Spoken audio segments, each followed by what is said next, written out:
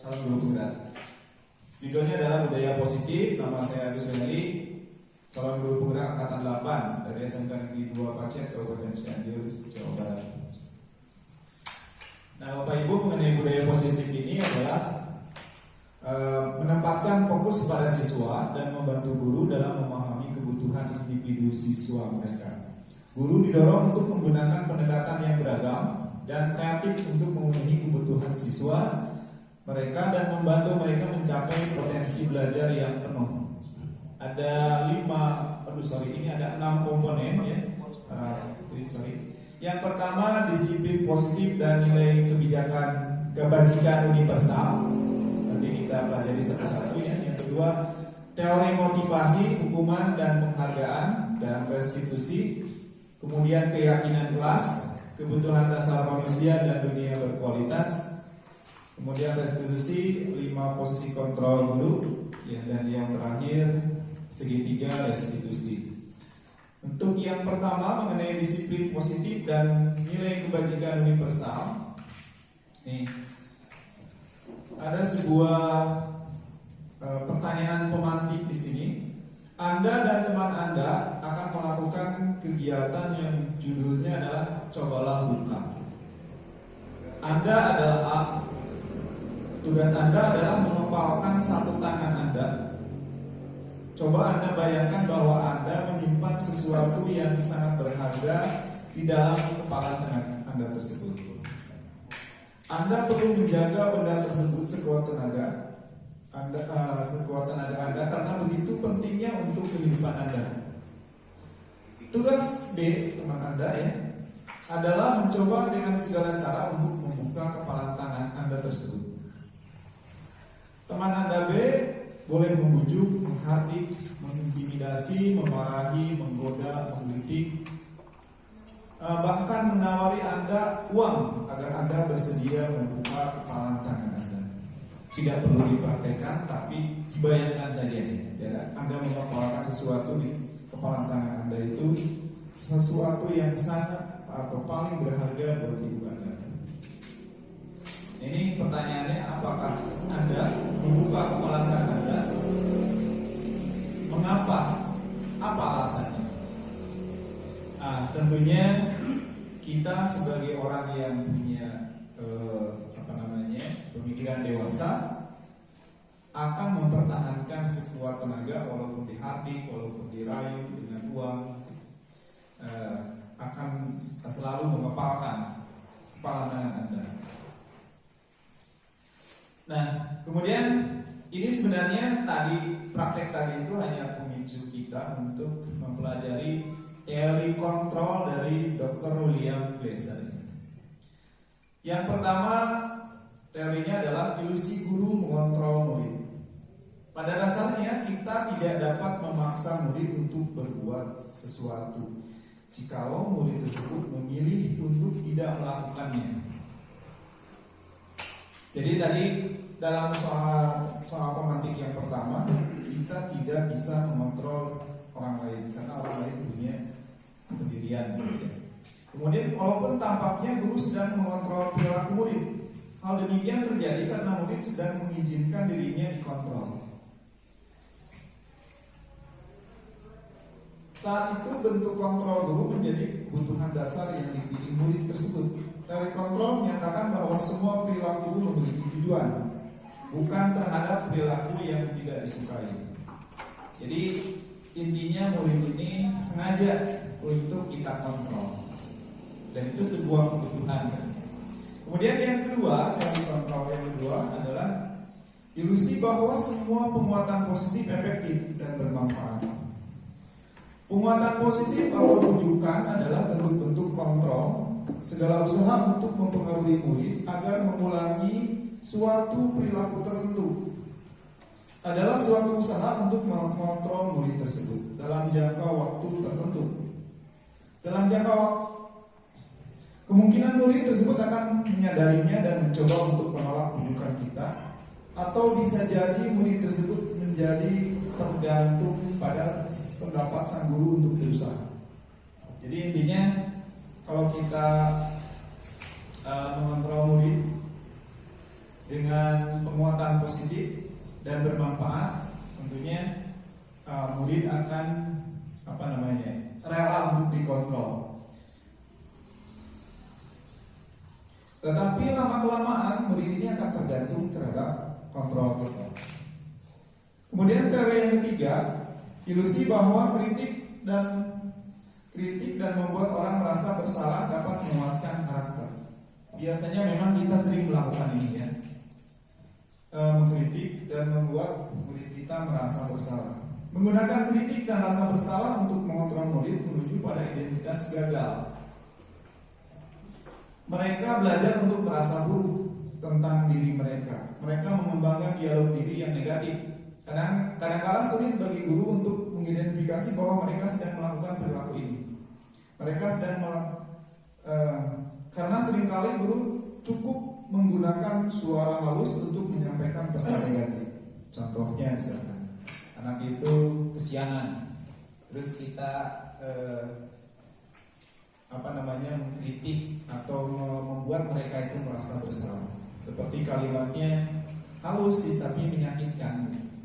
Kalian kan datang ke sekolah itu orang tua itu sudah memberikan biaya segala macam gitu ya. Jadi anak itu akhirnya merasa gagal, merasa bersalah. Nah, yang ketiga, yang keempatnya, ilusi bahwa orang dewasa memiliki hak untuk memaksa. Banyak orang dewasa yang percaya bahwa mereka memiliki tanggung jawab untuk membuat murid-muridnya berbuat hal tertentu. Apapun yang dilakukan dapat diterima selama ada sebuah kemajuan berdasarkan sebuah pengukuran kinerja. Pada saat itu pula orang dewasa akan menyadari bahwa perilaku memaksa tidak akan efektif untuk jangka waktu panjang dan sebuah hubungan permusuhan akan terbentuk. Nah, ini sering kita juga melakukannya ya. Jadi kita sebagai orang dewasa sepertinya kita berhak untuk memaksa para murid sesuai dengan kehendak kita. Ternyata itu dalam tempo waktu yang panjang itu jelek untuk siswa-siswa kita. Nah, berikutnya bagaimana seorang bisa berubah dari paradigma stimulus respon kepada pendekatan teori kontrol. Mungkin yang kita pelajari dulu adalah stimulus respon ya. Ini menurut Stephen R. Covey. Kalau kita dalam stimulus respon, realitas kebutuhan kita sama. Ternyata dalam teori kontrol, realitas kita, kebutuhan kita berbeda. Kebutuhan kita orang dewasa dengan kebutuhan mereka murid-murid kita berbeda ya. Kemudian kedua, semua orang melihat hal yang sama menurut teori stimulus respon. Teori kontrolnya, setiap orang memiliki gambaran yang berbeda. Kemudian yang berikutnya, kita mencoba mengubah orang agar berpandangan sama dengan kita. Nah, saya juga sering melakukannya supaya anak-anak kita itu punya pandangan yang sama dengan kita. Ternyata menurut teori kontrol, kita harusnya berusaha memahami pandangan orang lain tentang dunia, memahami pandangan anak tentang dunia. Berikutnya, perilaku buruk dilihat sebagai suatu kesalahan, ya manusiawi ya, kita buruk. Ada anak yang berperilaku buruk, kita anggap itu adalah sebuah kesalahan. Dalam teori stimulus respon. Dalam teori kontrol, semua perilaku memiliki tujuan. Nanti kita bahas. Ya. Semua perilaku anak itu akan mempunyai tujuan. Biasanya adalah untuk memenuhi kebutuhan dasar mereka. Ya. Kemudian yang berikutnya, orang lain bisa mengontrol saya. Menurut stimulus respon, ya orang lain mungkin siswa juga berpandangan begitu. Terutama orang tua biasanya memang bisa mengontrol anak-anaknya. Teori kontrol menyatakan hanya Anda yang bisa mengontrol diri Anda. Orang lain tidak bisa. Mungkin sesaat bisa, tapi dalam jangka panjang mungkin tidak bisa. Kemudian berikutnya, saya bisa mengontrol orang lain. Ternyata dalam teori kontrol Anda tidak bisa mengontrol orang lain. Berikutnya, pemaksaan ada pada saat bujukan gagal. Kemudian dalam teori kontrol, kolaborasi dan konsensus menciptakan pilihan-pilihan baru. Yang terakhir, model berpikir menang jelaskan dalam teori kontrolnya, model berpikir menang. Jadi tidak ada yang kalah. Nah, ini ada beberapa makna disiplin yang diutarakan oleh beberapa orang. Yang pertama, orang mendengar bahwa disiplin itu adalah sebuah tata tertib, teratur, dan kepatuhan pada peraturan. Mungkin orang termasuk kita ya, bahwa disiplin ini adalah sebuah tata tertib yang teratur dan kita harus patuh pada aturan itu. Kemudian yang pendapat yang lain dihubungkan dengan hukuman, sesuatu yang tidak perlu dilakukan atau tidak sama sekali. Jadi kalau disiplin itu kalau tidak berarti dihukum. Kemudian dalam budaya kita, sesuatu yang dilakukan seorang pada orang lain untuk mendapatkan kepatuhan, itu yang disebut juga disiplin yang budaya kita. Ini ada disiplin menurut Ki Hajar Dewantara. Katanya, di mana ada kemerdekaan, disitulah harus ada disiplin yang kuat. Sungguh pun disiplin itu bersifat self-disiplin. Jadi disiplin itu sebenarnya bukan mentaati peraturan yang ada, bukan juga dihubungkan dengan hukuman yang tidak enak dan tidak nyaman. Tetapi menurut Ki Hajar Dewantara, disiplin itu adalah berasal dari diri kita sendiri. Mematuhi bukan karena peraturan, mematuhi bukan karena hukuman, tapi karena diri sendiri. Kemudian kita sendiri yang mewajibkan dengan sekeras-kerasnya. Ya, tadi penjelasan lebih lanjut ya. Tetapi itu sama saja, sebab jikalau kita tidak cakap melakukan self-disiplin, wajiblah penguasa lain mendisiplinkan diri kita. Dan peraturan demikianlah itulah yang harus ada dalam suasana yang merdeka. Ini kalimatnya bahasa Indonesianya bahasa Indonesia di zaman dulu, jadi agak sedikit berbeda ya. Intinya bahwa disiplin itu berasal dari dalam. Tetapi kalau tidak ada kepatuhan, ya, katanya orang lain lah yang akan, atau penguasa lain yang akan disiplinkan. Seperti itu. Nah, ini ada definisi disiplin yang terakhir, kontrol diri agar dapat mencapai suatu tujuan mulia. Kemudian dalam istilah sekarang ada yang disebut dengan kebajikan universal. Oh iya Bapak Ibu, jikalau misalkan ada yang penasaran, langsung saja angkat tangan ya. Jadi kita tidak harus mendengarkan nanti lupa apa yang mau disampaikan, ditanyakan ataupun berpendapat. Silakan langsung saja ya. Siap. Oke. Coba ini ada mungkin dalam kurikulum merdeka nih ada yang disebut dengan kebajikan universal. Nilai kebajikan yang disepakati bersama lepas dari suku, bangsa, agama, bahasa maupun latar belakangnya. Ya, kebajikan universal. Jadi tidak melihat suku bangsanya, agamanya, rasnya, bahasanya maupun latar belakangnya.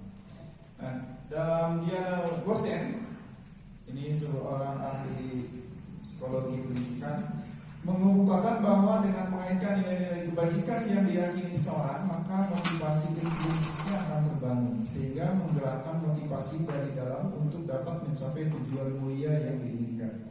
Nah, inilah yang mungkin tertuang dalam kurikulum merdeka, motivasi intrinsik, yaitu motivasi yang berasal dari dalam diri mereka sendiri. Nah, inilah yang mungkin perlu dibangkitkan terhadap anak-anak.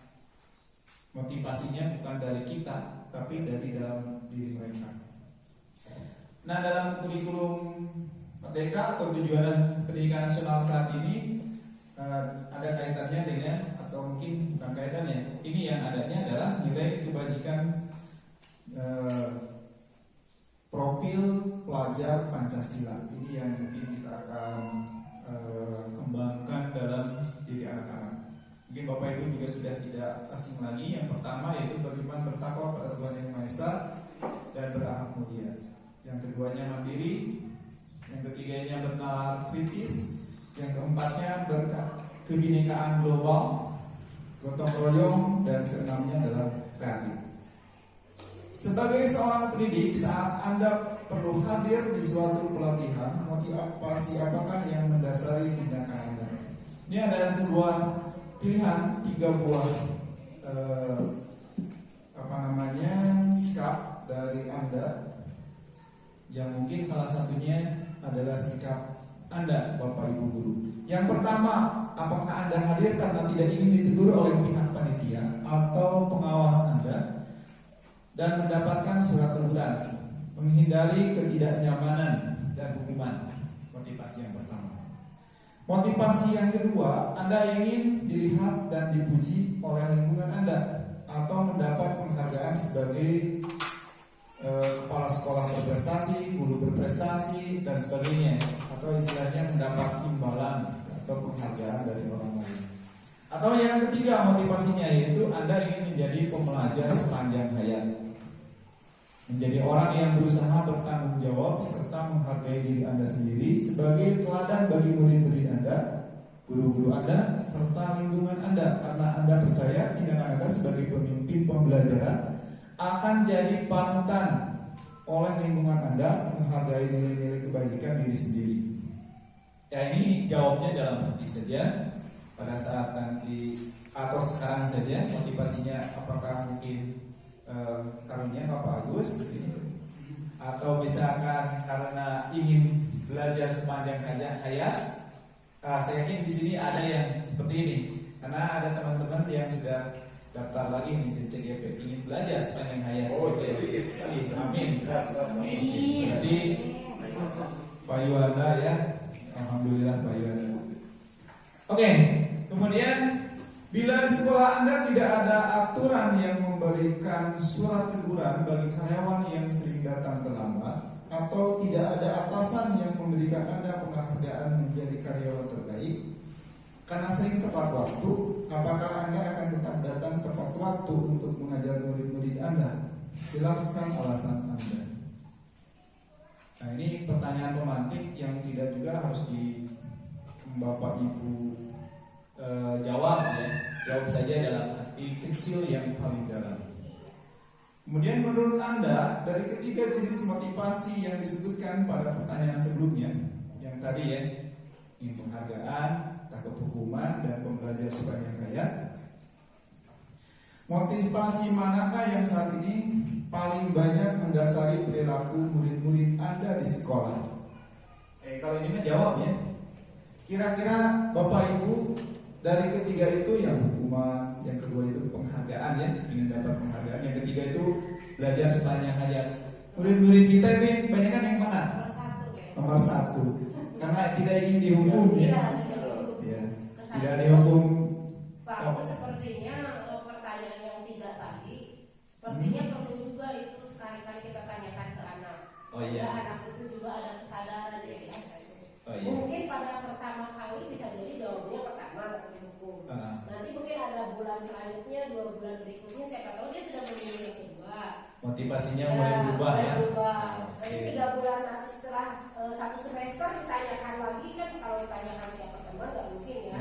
Setelah di semester akhir ditanyakan lagi motivasi kamu belajar sekarang apa, bisa jadi siapa tahu dia sudah menyadari bahwa itu penting saya ingin belajar. Oke, bagus ya.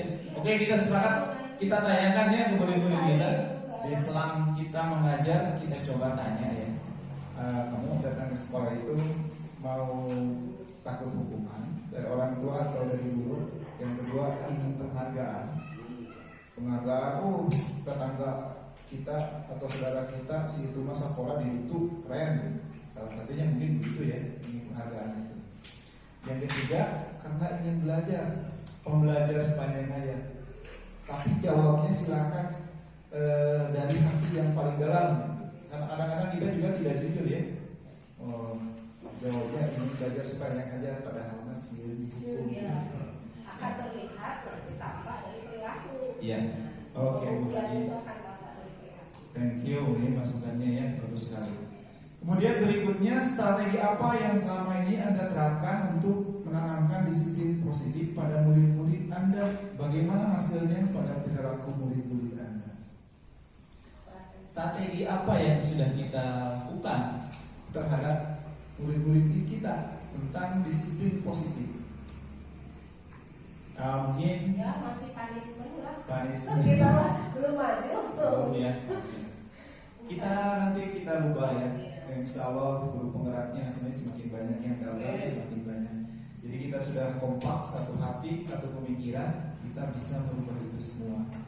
Ini bagus, sebentar yang strategi ini memang mungkin masih panis, tetapi kalau saya secara pribadi sedikit bergeser. Kalau dulu punishment-nya atau hukumannya lebih ke kita yang menentukan. Sekarang sedikit bergeser, anak yang menentukan. Tapi mau apa? Geser lah ya. Kita sedikit-sedikit ya, sekaligus. Misalkan anak juga anak juga masih belum terbiasa dengan menentukan hukuman. Betul. Jadi kalau ditanya tadi juga kumaha ibu ya bu, anak belum terbiasa. Iya. Ya. Nanti kita belajar posisi kontrol ya Bu. Ya. Ada nanti posisi kontrol dan restitusi. Mudah-mudahan Bapak Ibu bisa mengikuti ini. Menarik sekali nih posisi kontrol dulu dan juga restitusi. Ini salah satu cara penanganan siswa yang punya masalah. Nah, ini teori perilaku manusia. Diana Gosen dalam bukunya Restructuring School Discipline menyatakan ada 3 motivasi perilaku manusia. Yang pertama, menghindari ketidaknyamanan atau hukuman. Tadi sebenarnya ini kaitannya dengan tadi ya. Yang kedua, mendapatkan imbalan atau penghargaan dari orang lain. Yang ketiga, menjadi orang yang mereka inginkan dan menghargai diri sendiri dengan nilai-nilai yang mereka percaya. Mudah-mudahan anak bisa sampai ke posisi 3 di motivasi ini. Ini ada sebuah kasus ya. Ada IPA, namanya IPA ini nama anaknya. Kurang menguasai pelajaran matematika, sehingga pada saat pelajaran tersebut berlangsung, dia lebih banyak berdiam diri atau menggambar di buku pelajarannya. Pada saat guru matematikanya, Pak Seno, bukan Pak Agus, menanyakan pertanyaan IPA menjadi gugup dan tak sengaja menjatuhkan tasnya dari kursi, serta tiba-tiba memperlihatkan perilaku IPA yang terbincang menjadi gagap pada saat berupaya menjawab. Seluruh kelas pun tertawa melihat perilaku IPA yang berbicara tergagap dan terkejut tersebut. Pak Seno pada saat itu membiarkan teman-teman IPA menertawakan IPA yang tergagap dan malu luar biasa, dan malahan minta IPA untuk maju ke depan dan berdiri di depan kelas sambil menunjuk hidungnya karena tidak bisa menjawab pertanyaan Pak Seno. Kelas semakin gaduh dan anak-anak pun tertawa melihat IPA di depan kelas yang memegang ujung hidungnya. Tidak ada di kita Maya? Salah, tidak ada. Ini studi kasus saja, nanti kasusnya tidak ada. Kalau zaman dulu kita ya mungkin ada. Zaman bahula. Yang pertama, apakah Anda setuju dengan tindakan Pak Seno terhadap IPA? Nah, tentu saja tidak ya. Nah, mengapa tidak? Mempermalukan ya. Lebih ke bullying ya. Perundungan sepertinya ini. Yang kedua, menurut Anda tindakan Pak Seno terhadap IPA adalah sebuah hukuman atau konsekuensi? Nah, kita belum belajar ya perbedaan hukuman dengan konsekuensi. Ini adalah sebuah hukuman. Mengapa? Kalau konsekuensi itu biasanya ada arahannya dulu, tulisannya dulu. Kalau melanggar ini konsekuensinya. Ini kan tidak ada. Ada kesepakatan dulu di awal. Jadi ini adalah sebuah hukuman ya Bapak Ibu. Oke. Nah ini sekarang kita membedakan. Ada 3 di sini ya, ada hukuman, ada konsekuensi, dan ada restitusi.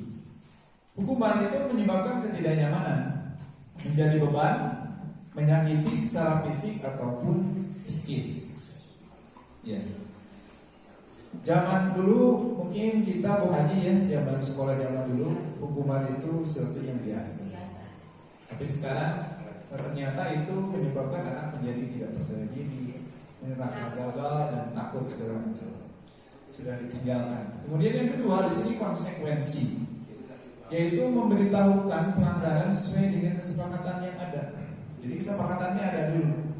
Misalkan kalau Anda terlambat 15 menit, ada di kesepakatan kelas yang mungkin sudah dibuat oleh kelasnya. Anda harus tinggal 15 menit, kalau lagi istirahat kamu harus masih tinggal. Nah, itu adalah sebuah konsekuensi. Ya. Kemudian restitusi. Nah, ini yang paling bagus sebenarnya. Restitusi ini adalah memperbaiki kesalahan mereka sehingga mereka bisa kembali pada kelompok mereka dengan karakter yang lebih kuat. Jadi pada saat anak melanggar sesuatu, membuat kesalahan, kita buat restitusi. Maka pada saat dia kembali ke kelompoknya, dia tidak merasa gagal. Justru dia akan menjadi merasa kuat karena bisa menyelesaikan masalahnya sendiri. Yang kita bantu tentunya ya dengan tadi cara-cara restitusi. Nah, ini kemudian ada definisi ya. Jadi kalau hukuman ini adalah identitas gagal. Kemudian kalau konsekuensi ini termasuk identitas sukses bersama dengan restitusi. Contoh dalam hukuman, sesuatu yang menyakitkan dan harus terjadi. Kalau dalam konsekuensi, sesuatu yang harus terjadi dengan konsekuensinya. Kemudian restitusi ini merupakan pilihan. Jadi anak-anak bisa menyelesaikan masalahnya dengan pilihan mereka sendiri. Kemudian yang berikutnya, tidak nyaman untuk murid, ini hukuman ya, anak untuk jangka waktu panjang. Kemudian kalau konsekuensi, tidak nyaman untuk murid atau anak untuk jangka waktu yang pendek. Kalau dalam restitusi, mengeluarkan murid dalam jangka waktu yang panjang. Kemudian dalam hukuman, korban mendapatkan keadilan. Kemudian yang dalam konsekuensi, korban bisa diabaikan. Dalam restitusi, korban mendapatkan ganti. Contoh, kalau dalam konsekuensi, tiba-tiba saya memecahkan HP-nya Bu Haji, konsekuensinya saya harus mengganti. Berarti korban bisa diabaikan, tidak ada korban. Sama dengan restitusi. Kemudian dalam hukuman, murid atau anak tersakiti. Kalau dalam konsekuensi, murid anak dibuat tidak nyaman. Ya, kita tidak nyaman dengan konsekuensinya. Misalkan tadi ya, kita terlambat masuk kelas 15 menit, harus tambah 15 menit, tidak nyaman. Kemudian dalam restitusi, murid akan mendapatkan penguatan. Nanti kita belajar. Oke, ini kalau saya bacakan semua terlalu panjang ya. Kita lanjutkan lagi. Nah, ini adalah sebuah contoh kasus ya, Bapak Ibu bisa jawab, coba jawab. Yang pertama, mencatat 100 kali di dalam buku kalimat saya tidak akan terlambat lagi karena terlambat sekolah. Hukuman atau konsekuensi? Hukuman. Sebenarnya Pak, ini hukuman. Tetapi kalau memang sebelumnya ada kesepakatan dengan siswa itu bisa berubah menjadi konsekuensi. Iya. Tapi kalau di sini cenderung hukuman. Hukuman ya. Kemudian lari mengelilingi lapangan basket 2 kali karena terlambat hadir di sekolah. Membersihkan coretan yang dibuatnya di meja tulis. Konsekuensi. Murid diminta untuk push up 15 kali karena tidak menggunakan masker di sekolah. Menggantikan kertas tugas teman yang telah dicoret-coret. Berjemur di lapangan basket pukul 12 siang karena ngobrol dengan teman. Murid diminta bertelanjang kaki sepanjang hari karena tidak menggunakan sepatu warna hitam sesuai dengan peraturan sekolah. Konsekuensi disebutkan di situ ya, peraturan sekolah. Oke, kita lihat jawabannya. Ini jawabannya bukan dari saya, ini ambil dari LMS. Oke, yang pertama kita memang ragu, saya juga salah, itu hukuman, ternyata katanya konsekuensi. Oke ya, tidak apa-apa. Yang terakhir jadi hukuman tuh. Iya ya, kenapa? Karena tidak ada substitusinya Pak. Substitusinya ya. Oke. Kalau yang konsekuensi harus ada substitusinya biasanya. Ada bertelanjang kaki Bisa menyelesaikan masalah ya. Siap, bagus Pak Wali. dihukum oleh penghargaan. Kadang-kadang kita menganggap bahwa kita memberikan penghargaan kepada anak itu sesuatu yang luar biasa. Ternyata dalam jangka panjang itu ternyata itu membuat hukuman. Seperti hukuman. Memberikan penghargaan terus-menerus kepada anak, ternyata itu adalah hukuman buat anak. Pengaruh dalam jangka pendek dan jangka panjang. Nah, tadi dalam jangka pendek bagus penghargaan itu, tapi ternyata dalam jangka panjang, nah saya tidak buatkan penjelasannya karena porsi kopi itu panjang sekali. Dalam jangka panjang itu ternyata kurang bagus untuk anak. Contohnya, kita ranking siswa. Semester ini dia dapat ranking 1, semester depan dia dapat ranking 2. Dalam jangka pendek itu adalah sebuah kebalikan. Ternyata dalam jangka panjang itu adalah dia terhukum setelah dapat ranking 2. Mungkin saja dia malu dengan temannya, merasa bersalah dengan orang tuanya. Itu masih ranking 2, apalagi kalau misalkan dia langsung ke ranking 10 dan seterusnya. Sehingga sejak ventilasi itu kita tidak menggunakan sistem ranking, karena anak itu bukan hanya dinilai dari segi kognitif. Biasanya ranking hanya melihat kognitifnya saja. Ada hal yang lain yang susah kita nilai. Dia punya spesial, kan anak itu punya spesial masing-masing ya. Nah, itulah mungkin kenapa kita tidak menggunakan ranking. Yang kedua, penghargaan tidak efektif. Ya, ini ada sebuah contoh di situ. Saya tidak copy tapi saya bacakan saja di sini. Ada seorang guru SD ya. Dia akan memberikan sebuah penghargaan berupa bintang yang ditempelkan kepada buku anak-anaknya jika bisa berbaris rapi di depan kelas. Misalkan guru SD itu adalah namanya Ibu Winda. Nah, terus berlanjut ya. Pada saat suatu hari Ibu Winda ini melahirkan, tidak bisa masuk kelas, digantikan oleh Mas Owi misalnya masuk kelas. Mas Owi tidak tahu kalau Bu Winda itu setiap hari memberikan penghargaan itu. Kacau itu, anak-anak tidak bisa antri, tidak bisa berbaris. Katanya seperti itu ceritanya. Jadi efek penghargaan itu tidak efektif. Kemudian yang kedua, penghargaan merusak hubungan. Biasanya begitu. Saya dapat penghargaan misalkan dari kepala sekolah dari amplop penghargaan 10 juta. Pak Angga itu sakit hati, Pak Angga. Benar tak? Bisa. Jadi itu akan merusak hubungan. Akhirnya Pak Angga jadi kurang baik dengan saya. Betul nggak Pak Angga? Untung udah pernah ya. Untung dengan mimpi unggul.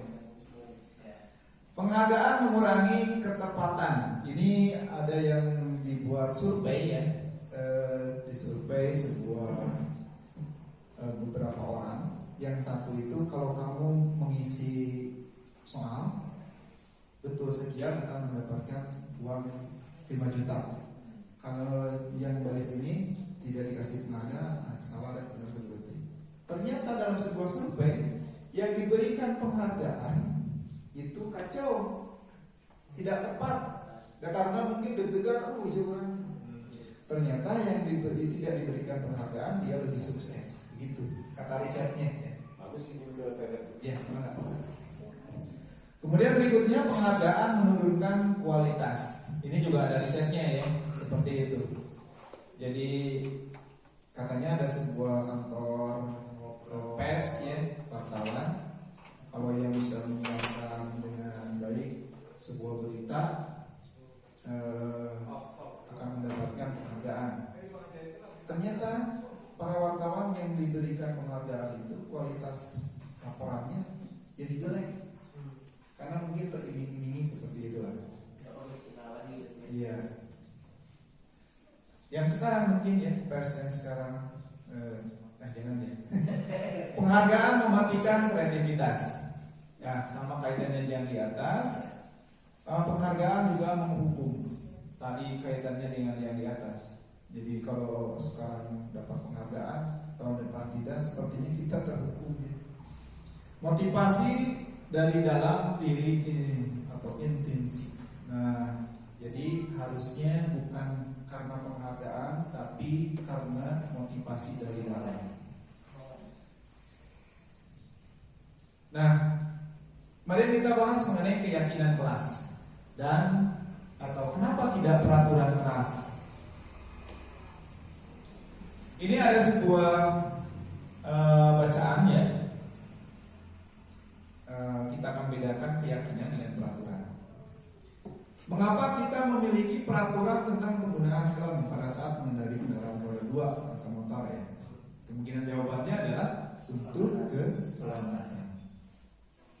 Kemudian yang kedua, mengapa kita memiliki peraturan tentang penggunaan masker dan mencuci tangan setiap saat? Kemungkinan jawabannya adalah untuk kesehatan dan keselamatan pada saat COVID kemarin begini. Nah, jadi seseorang akan lebih tergerak dan bersemangat untuk menjalankan keyakinannya daripada hanya sekedar mengikuti serangkaian peraturan tertulis tanpa makna. Ini kalimat ini bawah itu maksudnya begini. Kalau peraturan saja kita memakai helm, dia tidak tahu saya memakai helm karena takut ditilang polisi.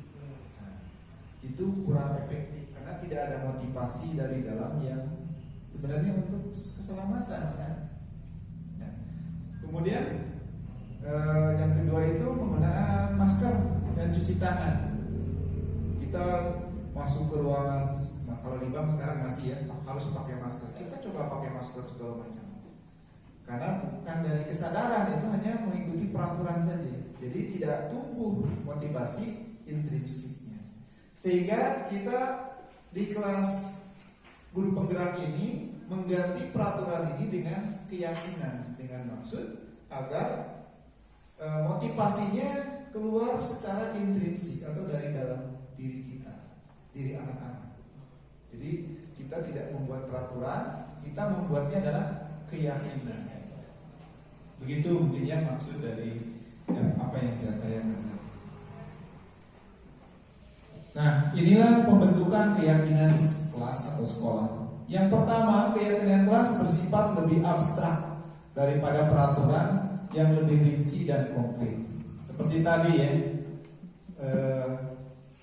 kalau kita mengendarai sepeda motor, peraturannya kita harus menggunakan helm, kalau tidak ditilang sekian ratus ribu. Aturannya jelas, pasal. Tapi kalau kita membuat keyakinan, cukup jagalah keselamatan. Lebih universal, lebih abstrak begitu ya. Nah, itu salah satunya. Yang kedua, keyakinan kelas berupa pernyataan universal. Ya tadi ya sudah kita sebut. Hanya pernyataan universal saja. Datang tepat waktu. Jagalah kebersihan dan sebagainya. Universal. Padahal mah bersihkan kelas, pel, jangan buang sampah sembarangan. Itu dalam kebersihan. Satu kata untuk kebersihan sifatnya universal. Yang ketiga, pernyataan keyakinan kelas senantiasa dibuat dalam bentuk positif. Tadi ya sudah disampaikan tadi minggu kemarin. Jadi jangan membuang sampah sembarangan. Itu peraturannya.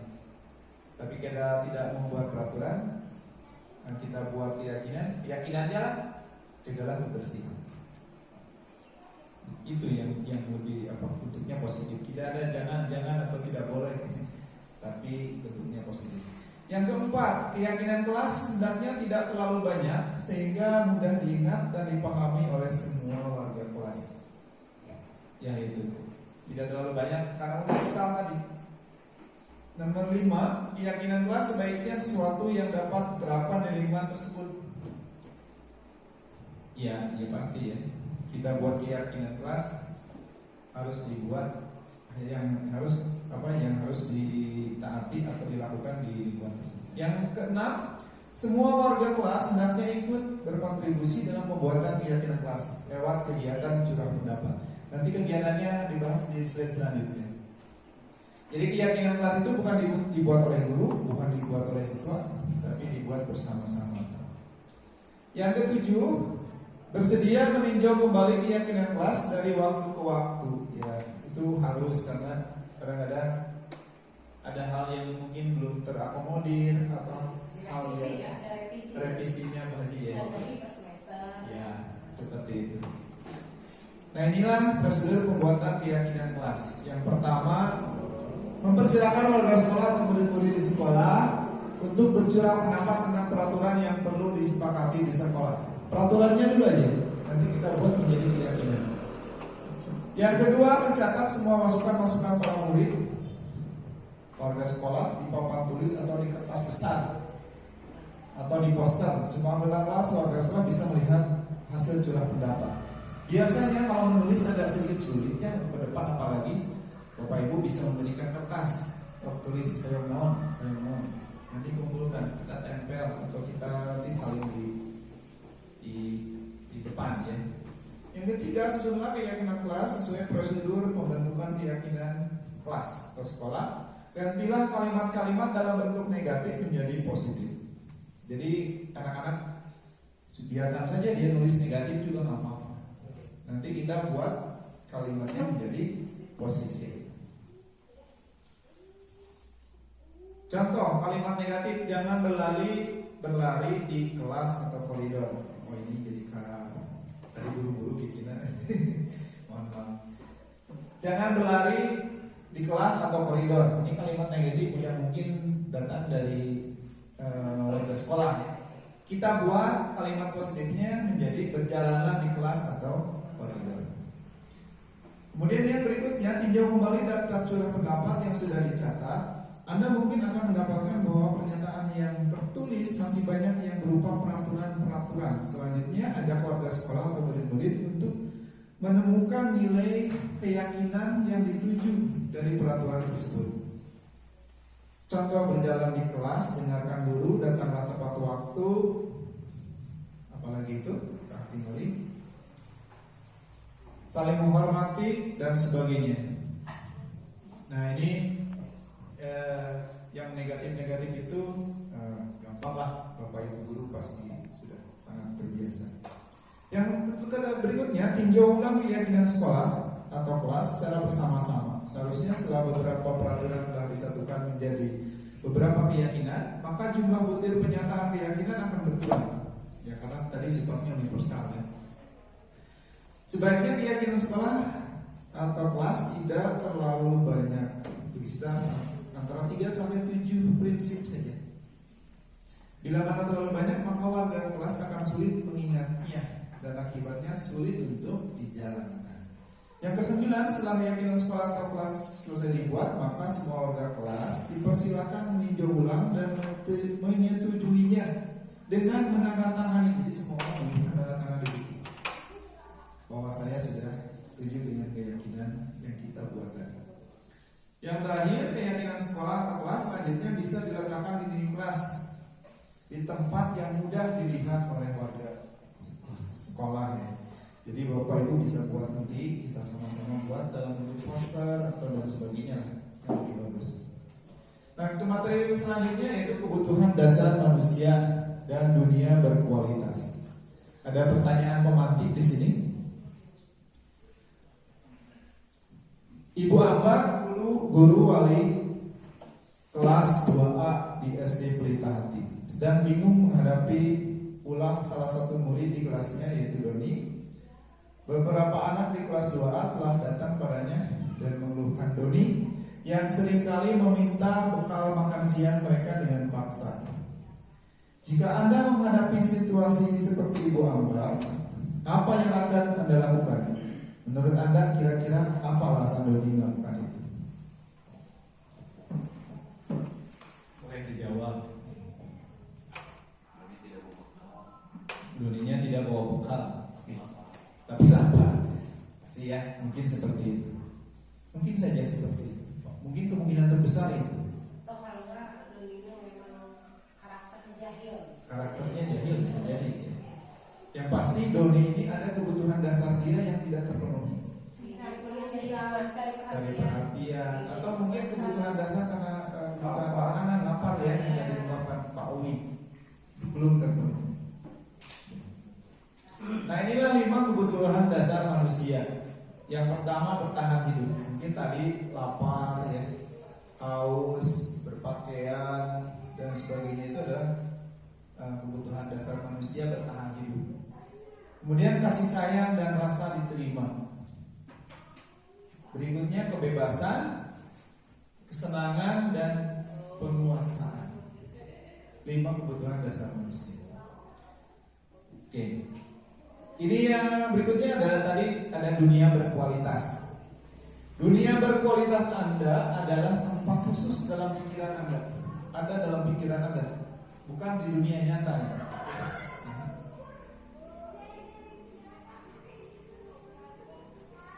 Tempat Anda menyimpan gambaran representasi dari semua yang Anda inginkan. Bisa berisi orang-orang, hal-hal, dan apa saja yang terbaik dalam hidup Anda, dan membuat Anda merasa bahagia dan terpenuhi kebutuhan dasar Anda. Ini dari Dr. William Besson. Sayangnya kita tidak bisa ke sana. Di dunia berkualitas. Ini hanya pikiran kita saja, gambaran representasi saja. Bisa berisi orang-orang. Oh, saya ingin ada pendamping hidup. Ini saja begitu ya. Oh, saya ingin punya mobil Veloz. Itu representasi saya. Oh, saya ingin diangkat jadi ASN. Iya, Bu. Itu dunia berkualitas. Kenapa dikaitkan dengan sini? Siswa kita juga punya di situ dunianya. Dia punya representasi pemikirannya di otak mereka. Saya ingin begini, saya ingin begitu. Ingin itu bahasa jadi Doraemon ya. Nah, kita juga mempunyai gambaran dunia yang berkualitas tersebut. Tentunya sebagai guru, kita ingin mereka memasukkan hal-hal yang bermakna dan nilai-nilai kebajikan yang hakiki ke dalam dunia berkualitas mereka. Jangan sampai dunia berkualitas mereka itu ternyata yang dia pikirkan itu adalah hal yang negatif, tidak berkualitas. Jadi kita masukkan hal-hal yang berkualitas kepada gambaran kepada murid-murid mereka. Bila guru dapat membangun interaksi yang memberdayakan dan memerdekakan murid, maka murid akan meletakkan dirinya sendiri sebagai individu yang positif dalam dunia berkualitas karena mereka menghargai nilai-nilai kebaikan. Kita memberikan wawasan di kelas, memberikan suatu hal, itu akan menjadi masukan buat mereka. Kalau masukannya negatif, dunia berkualitas mereka jadi negatif. Oke, selanjutnya. Nah, ini yang mengenai posisi kontrol guru ya. Yang pertama, identitas gagal dan identitas sukses. Perilaku kontrol yang negatif ada 2, Bapak Ibu, sebagai penghukum dan membuat orang merasa bersalah. Saya merasa saya selalu menjadi penghukum, atau juga membuat merasa bersalah. Contohnya kalau penghukum itu menghardik, menunjukkan atau menyakiti atau menyindir. Kemudian kalau berkata, kamu tidak melakukan yang saya akan lakukan. Kemudian hasilnya membentak, pendendam, ketinggal di kanan dan menyalahkan. Kalau membuat merasa bersalah, berceramah menunjukkan kekecewaan yang mendalam. Oh, saya kecewa sama kamu. Misalkan namanya muridnya Ani, kamu tuh cantik, kok kamu itu gaulnya luar biasa. Jadi kita membuat mereka itu merasa bersalah. Kamu mengecewakan saya, bisa mengecewakan orang tua. Saya juga dulu seperti itu ya, suka membuat hal ini. Padahal sekarang ternyata itu kurang bagus. Pernah penghukum pernah, saya ini juga pernah gitu ya. Nah, ini menyembunyikan apa ini? Menyangkal dan berbohong ya. Nah, kemudian identitas yang berhasil atau sukses Yang pertama ada perilaku kontrol positif sebagai teman. Mungkin saya lihat sekarang ibu-ibu lebih. Oke. Ibu-ibu muda yang membuat alasan-alasan untuk murid-muridnya. Lakukan untuk bapak ibu, ya sudah, nanti bapak ibu yang bantu bereskan. Tetapi biasanya ini kan membuat ketergantungan. Jadi misalkan saya muridnya itu selalu saya jadikan teman. Lamun dibentak kubu haji, aduh kan saya, karena tergantung dengan saya. Kemudian yang berikutnya posisi pemantau. Pemantau ini menghitung dan mengukur. Biasanya dikaitkan dengan peraturan. Nah, lebih jelasnya ada sebuah video di sini ya. Ini terlalu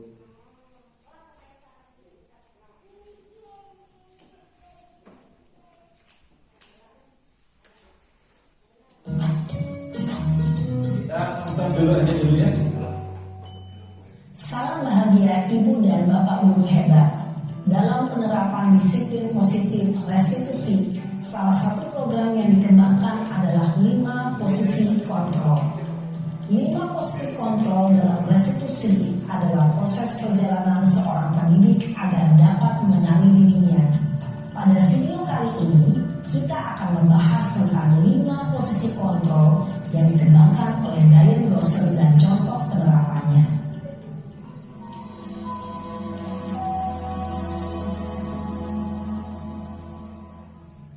5 posisi kontrol itu adalah 1.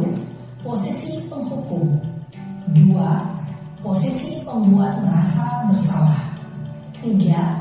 Posisi teman, 4. Posisi pemantau atau monitor, dan 5. Posisi manajer. Untuk lebih memahami kelima posisi tersebut, mari kita saksikan kasus Naren yang terlambat hadir 20 menit di sekolah dan melihat bagaimana kelima posisi kontrol dalam menghadapi masalah tersebut.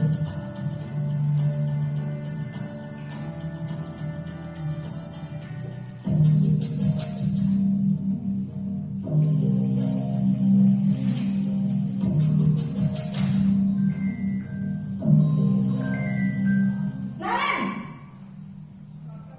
sini kamu. Selamat pagi Bu. Selalu terlambat. Kamu deh, pasti terlambat. Maaf Bu, saya Apa? Apa coba? Alasan kamu apa lagi? Kapan sih kamu tidak terlambat?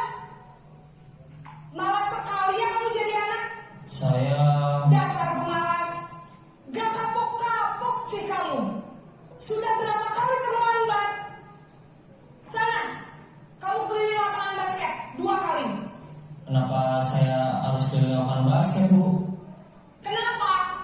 Kamu ngelarang ibu. Berani-beraninya jawab.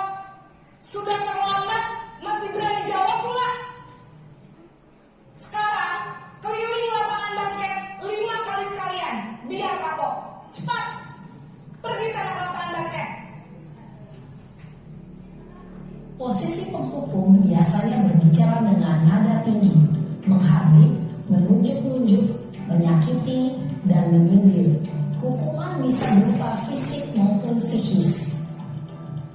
Ibu dan Bapak Guru hebat, dampak yang terjadi pada murid ketika guru berada pada posisi penghukum adalah murid cenderung akan memberontak, bahkan menyimpan dendam.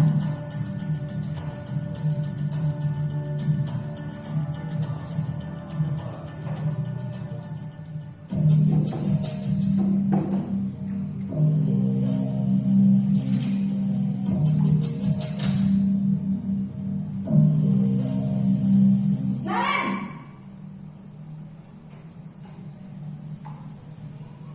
Selamat pagi Bu. Naren.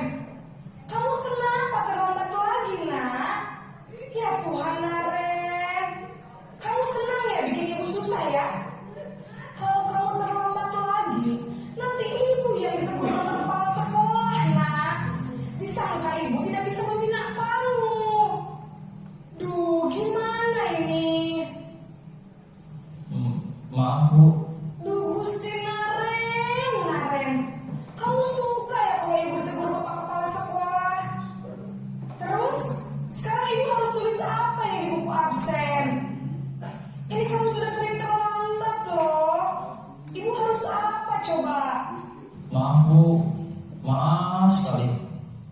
Ya sudah, lain kali jangan bikin ibu susah lagi ya nak ya. Ibu tidak akan kuat lagi kalau kamu begini terus. Bisa jantungan kalau ibu ditegur bapak kepala sekolah. Sana cepat ke kelas. Maaf ya Bu, maaf sekali. Posisi pembuat rasa bersalah berbicara dengan nada tenang, cenderung lembut. Namun kata-kata yang diutarakan membuat murid merasa menjadi orang yang gagal, memandang buruk dirinya sendiri, merasa tidak berharga, dan tidak sanggup membahagiakan orang lain. Ketika guru mengambil posisi pembuat rasa bersalah, murid akan menganggap dirinya yang bersalah dan ia akan menyimpan emosi negatif tersebut di dalam dirinya.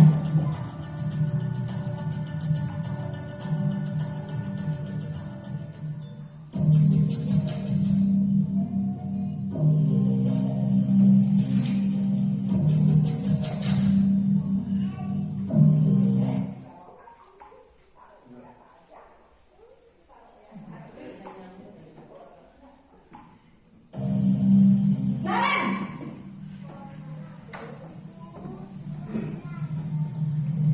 Selamat pagi Bu. wah sudah jam berapa ini nak? Terlambat lagi ya sayang. Iya Bu, habis ibu saya lupa bangunkan saya Bu. Kamu malah menyalahkan ibu kamu. Kamu bukannya anak yang larinya paling kencang. Kok terlambat sih? Iya Bu, saya memang terlambat bangun tadi. Jadi biarpun saya lari kencang, tetap gak kekejar Bu. Ya sudah sana. Nanti lain kali larinya lebih kencang lagi ya. Biar gak terlambat lagi. Bikin senang ibu. Demi ibu. Bisa kan? Bisa lah Bu. Ya sudah sana masuk kelas. Ibu beresin urusan absen kamu. Kamu ini ada-ada saja. Dalam posisi teman, guru berbicara dengan nada suara ramah, akrab, cenderung bersenda gurau untuk menjaga suasana tetap santai. Murid akan merasa senang, aman, dan akrab dengan guru. Identitas yang tercipta adalah identitas sukses atau berhasil. Namun, perlu diingat, karena ini masih dorongan eksternal, maka ada faktor ketergantungan dari murid kepada orang tertentu. Di sini guru absennya, sehingga di lain waktu murid bisa berperilaku baik, namun hanya kepada orang-orang tertentu saja.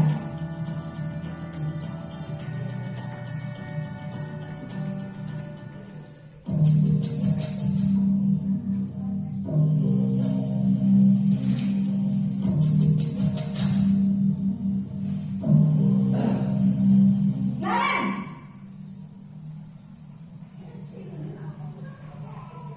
Selamat pagi Bu. Naren, apa peraturan sekolah kita tentang jam berapa kita harus masuk sekolah nak?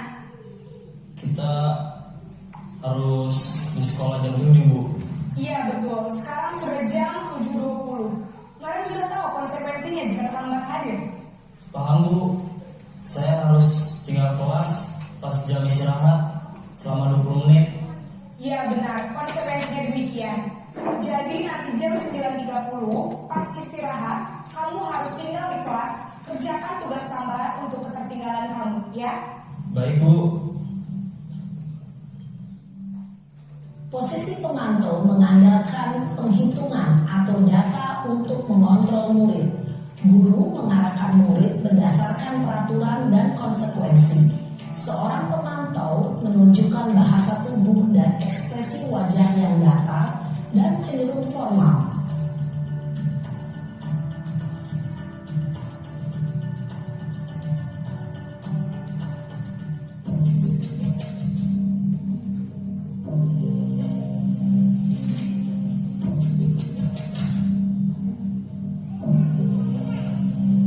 Naren,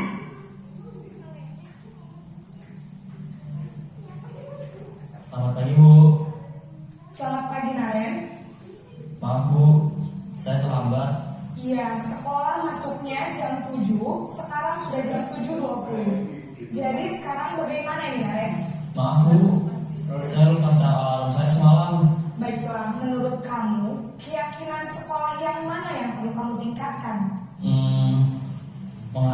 sendiri dan orang lain mungkin ya Bu. Setuju. Jadi, apakah Naren meyakini prinsip saling menghormati tersebut? Iya Bu, saya meyakininya. Apakah kalian bersedia memperbaiki masalah keterlambatan ini? Bersedia Bu. Bagaimana kamu akan memperbaiki masalah keterlambatan ini? Saya akan coba untuk tidak lupa menyetel alarm saya Bu. Baik, kalau kalian lupa menyetel alarm di rumah, ada orang yang kira-kira bisa bantu mengingatkan tidak? Ada Bu, kakak saya, Kak Emma. Ada lagi selain Kak Emma? Selain Kak Emma, ada ibu saya. Baik, jadi yang mengingatkan Naren adalah Kak Emma dan ibu kamu ya? Kira-kira akan mulai start alarm kapan nih Naren? Setelah pulang sekolah, akan segera saya lakukan. Baik, jadi Naren akan setel alarm untuk bangun besok pagi dan akan diingatkan oleh kakak dan ibunda Naren ya. Ada lagi yang mungkin perlu dilakukan Naren agar tidak terlambat bangun lagi. Tidak ada Bu. Baik Naren, terima kasih untuk kerjasama kamu. Sekarang kamu perlu kembali ke kelas untuk belajar. Baik Bu, terima kasih. Posisi manajer adalah posisi kontrol yang disarankan untuk pemimpin dan memiliki sikap disiplin yang positif, yaitu murid yang mandiri, bertanggung jawab, dan dapat memecahkan masalah. Tujuan dari posisi ini adalah agar murid dapat berefleksi atas tindakannya. Guru akan dengan tulus memberikan pertanyaan-pertanyaan bermakna, sehingga membuat murid dapat belajar dari kesalahannya dan mencari sebuah solusi untuk menyelesaikannya. Ibu dan bapak guru hebat, setelah mengamati adegan kelima posisi kontrol tadi, kira-kira posisi mana yang paling ideal? Posisi mana yang dapat menunjang motivasi intrinsik murid? Ya, tentu posisi manajer.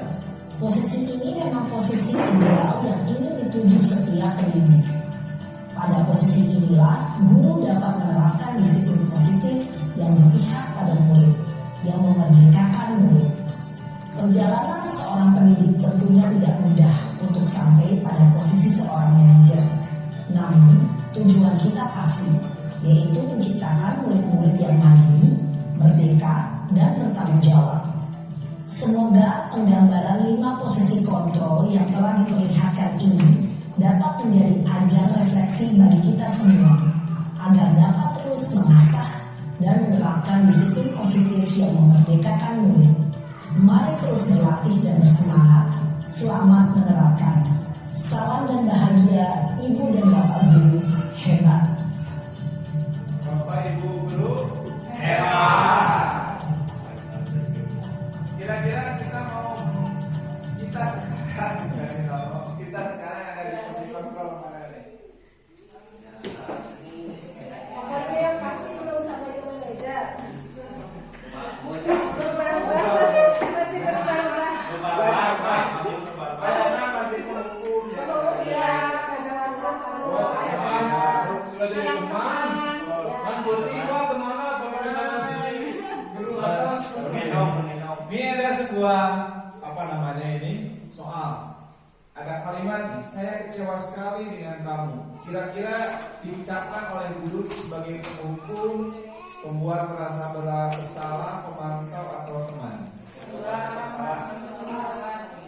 Membuat orang merasa bersalah. Oh iya, betul. Atau lagi nih, ibu kejar aku karena ibu guru sayang aku. Ini kira-kira kebutuhan apa ini? Dasar ya, kita dasar manusia. Cinta dan kasih sayang. Cinta dan kasih sayang. Berikutnya, aku hebat kan bisa bikin ibu guru kejar aku. Penguasaan. Oke, betul. Selanjutnya, aku bosan belajar mewarnai terus di dalam kelas. Kebebasan. Oke, betul semua. Nah, inilah mungkin ya, segitiga restitusi. Jadi biasanya kalau seorang manajer ini kita harus bisa mempraktekkan segitiga restitusi. Segitiga restitusi ini adalah untuk menyelesaikan masalah siswa. Ada di situ ada menstabilkan identitas yang paling bawah ya, kemudian kanan di situ ada validasi tindakan yang salah, dan yang kanan kiri ya. Yang kiri itu menanyakan keyakinan. Pada prosesnya ini tidak selalu harus berurutan. Yang penting ketiga komponen ini ada. Dalam menstabilkan identitas, biasanya guru ini akan berkata setiap orang pasti pernah melakukan kesalahan, atau juga kamu bukan satu-satunya orang yang pernah melakukan ini. Tuh, sekarang itu bersalah, kita ucapkan dulu itu. Jadi tidak langsung menghakimi ya. Kemudian pada validasi tindakan biasanya mengucapkan kamu tentu punya alasan mengapa melakukan itu. Kemudian adakah cara yang lebih efektif untuk mendapatkan apa yang kamu butuhkan? Dan untuk menanyakan keyakinan kelas apa yang telah kamu langgar, yang telah kita sepakati, Kemudian kamu ingin menjadi orang seperti apa? Nah, pada saat menstabilkan identitas, bagian dasar dari segitiga restitusi ini tujuannya untuk mengubah identitas anak dari yang gagal karena melakukan kesalahan menjadi orang yang sukses. Maka kita harus meyakinkan si anak dengan cara mengatakan kalimat ini, berbuat salah itu tidak apa-apa. Yang kedua, tidak ada manusia yang sempurna. Yang ketiga, saya juga pernah melakukan kesalahan seperti itu. Berikutnya, kita bisa menyelesaikan ini. Ya.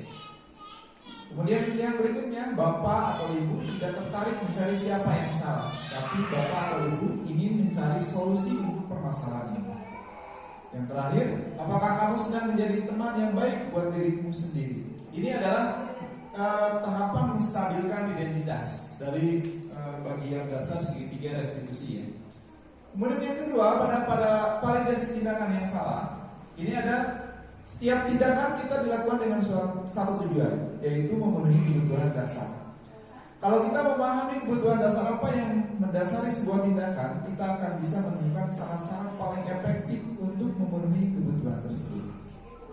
Kalimat-kalimat di bawah ini yang mungkin sering dilontarkan atau dikatakan dengan nada tanpa menghakimi atau memvalidasi kebutuhan mereka. Contohnya, padahal kamu bisa melakukan yang lebih buruk dari ini ya. Kemudian yang kedua, kamu pasti punya alasan mengapa melakukan itu. Berikutnya, kamu patut bangga pada dirimu sendiri karena kamu telah melindungi sesuatu yang penting buat kamu. Kemudian berikutnya, kamu boleh mempertahankan sikap itu, tapi kamu harus menambahkan sikap yang baru. Kemudian berikutnya, segitiga yang terakhir, tarik kontrol menyatakan bahwa kita pada dasarnya termotivasi secara internal atau dari dalamnya. Ketika identitas sukses telah tercapai atau langkah 1 dan tingkah laku yang salah telah divalidasi langkah 2, maka anak akan siap untuk dihubungkan dengan nilai-nilai yang dia percaya dan berpindah menjadi orang yang dia inginkan. Pertanyaan-pertanyaan di bawah ini menghubungkan keyakinan anak dengan keyakinan kelas atau keluarga. Contohnya, apa yang kita percaya sebagai kelas atau keluarga? Maksudnya keyakinan kelas kita atau keyakinan kelas keluarga itu apa sih? Berikutnya, apa nilai-nilai umum yang telah kita sepakati? Kemudian apa bayangan kita tentang kelas yang ideal? Yang terakhir, kamu menjadi orang yang seperti apa? Ini adalah contoh praktek segitiga restitusi. Ini kasusnya saya sendiri dibantu oleh siswa kita Azka dan Alpin yang bertengkar sampai keduanya adu mulut dan keluar kata kasar ceritanya. Pertengkaran tersebut disebabkan karena Azka tidak sengaja menendang bola di lapang dengan keras dan tepat mengenai tubuh Alpin dan menyebabkan baju seragam Alpin kotor karena bola. Alpin Azka, kenapa sampai bertengkar? Bukankah kalian teman dekat dari dulu? Jadi Pak, Azka kira-kira yang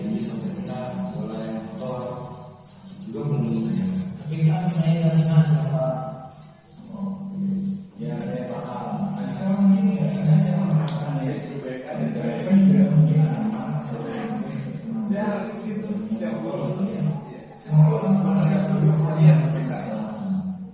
Apa yang mau lakukan dan kasih kepada kami? Ya Pak, saya tidak sengaja dan tadi sudah minta maaf. Gampang paham kalau tentu saja. Terus bagi saya kalau bisa ini proses motor. Terus apa yang kami lakukan dari sana? Saya paham kesel. Kalau kita berdua tentunya kita harus bertanggung jawab atas segala perbuatan kita. Seperti itu sudah kita sepakati di kelas ya. Betul Pak. Tanggung jawab. Betul, kita semua harus punya rasa tanggung jawab. Nah, kemudian keyakinan kelas kita juga kita harus sopan dan santun dan juga saling menghargai. Bapak semua saya masih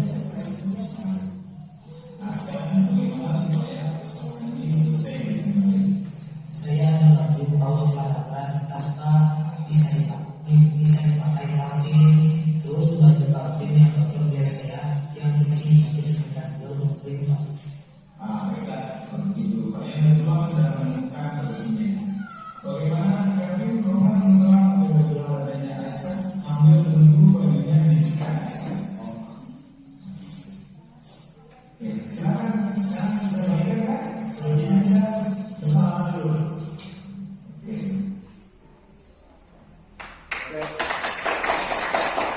Itu mungkin drama ya, salah satu contoh cara melakukan segitiga restitusi dari mulai validasi tindakan, menanyakan keyakinan, dan satu lagi apa? Menstabilkan identitas ya. Itu yang telah tadi dicoba dilakukan ya. Hatur nuhun. Terima kasih banyak Bapak Ibu. Sebelum ditutup mungkin ada bisa yang memberikan refleksi dari kegiatan kita kali ini. Siapa Bu Haji atau? Masukkan aja. Oh iya masukkan. Masukkan video yang tadi. Iya. Di videonya itu di bawahnya kalau bisa dicantumkan pada saat itu sedang menyatakan validasi di. Oh iya. Ada tulis teks pembantu ya. Teks Oke. pembantu Oke. ini sedang melakukan validasi. Ini sedang Tampilkan melakukan identitas. identitas. Oke. Terima kasih Bu Haji. Itu saja. Ini dari keseluruhan yang sudah kita lakukan dari awal sampai akhir, mungkin saya minta bantuannya Pak Owi untuk merefleksi Pak Owi. Baik,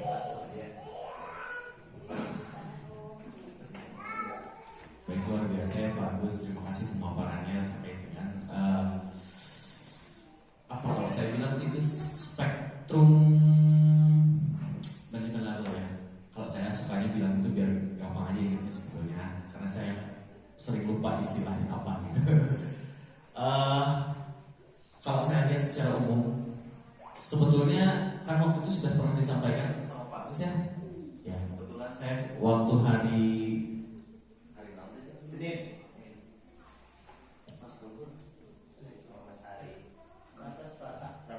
Rabu, ya betul loh, biasa ternyata dampaknya. Saya menyaksikan sendiri waktu itu Pak Sandi mempraktekkan itu. Keyakinan kelas. Restitusi. Restitusi, oh luar biasa. Luar biasa. Itu saya. Jadi memang sudah waktunya ya kita mau beralih nih. Memposisikan diri kita sebagai seorang manajer, karena sudah tidak relevan lagi ketika kita memposisikan diri sebagai apalagi penghukum gitu ya. Sudah saatnya pula kita, kan tujuan utama guru itu mencetak manusia yang manusiawi ya, tidak menjustifikasi apalagi mencetak, bukan mencetak, menumbuhkan ya. Kita ini apa, Menuntut, ralat gitu ya. menumbuhkan. Kita sudah tidak mencetak lagi manusia yang manusiawi, tapi kita menuntut dan menumbuhkan manusia yang manusiawi. Untuk itu penting rasanya bagi kita sebagai seorang pendidik membiasakan, menerapkan gitu ya upaya-upaya yang manusiawi pula ketika kita memiliki tujuan untuk menumbuhkan manusia-manusia yang beradab. Bagaimana mungkin ketika kita tidak bagaimana mungkin ketika kita memperlakukan murid sebagai alat, dengan melakukan justifikasi tadi kan ya, menempelkan rasa bersalah kepada murid, itu tampaknya akan menghasilkan murid-murid yang Pendam. selain pendendam, ya kita harus akui gitu ya. Saya juga terkadang mungkin karena saya produk dari itu. Zaman saya mah dulu kia gitu kan ya. Nah, itu kan juga bagian dari pendendam. Nah, saya harap gitu mulai saat ini yuk sama-sama kita buang si pikiran-pikiran itu, kita mulai dari nol lagi. Kita sama-sama menyadari lah gitu ya fungsi kita sebagai seorang pendidik yang punya tujuan memanusiakan manusia. Kita mulai sedikit demi sedikit mengaplikasikan. Luar biasa benar, kemarin saya lihat Pak Sandi mengaplikasikannya luar biasa tuh, sedikit. Saya hanya melihat saja sebetulnya, saya nggak ikut campur, saya dengerin aja gitu. Oh sudah sangat luar biasa. Waktu itu ya di atas ya. Di atas. Betul, bagus. Dia tidak menjustifikasi. Malah anak-anak saya lihat cenderung lebih termotivasi ketika begitu. By real experience. Iya. Kalau kita mungkin sering menjustifikasi, kan mentalnya tempe semua. Bukan begitu Bapak Ibu ya. Mereka lebih paham arti harga dan menghargai gitu ya. Mungkin kalau kita dulu cukup dengan takut, mereka sudah paham maknanya dihargai. Maka itu yang mereka tuntutkan kepada kita sebagai pendidik gitu. Pesan terakhir, mari sama-sama kita belajar. Mudah-mudahan dengan saling belajar kita bisa menumbuhkan, bisa tumbuh dan saling menumbuhkan. Terima kasih Pak Gus, materinya luar biasa. Terima kasih juga Bapak Ibu yang luar biasa juga. Mudah-mudahan selalu dapat menginspirasi saya juga gitu ya. Assalamualaikum warahmatullahi wabarakatuh. Waalaikumsalam warahmatullahi wabarakatuh. Oke, terima kasih banyak atas referensinya. Mudah-mudahan kita semua bisa menjadi guru yang hebat. Amin. Bisa yang hebat. Wabillahi taufiq wal hidayah. Wassalamualaikum warahmatullahi wabarakatuh.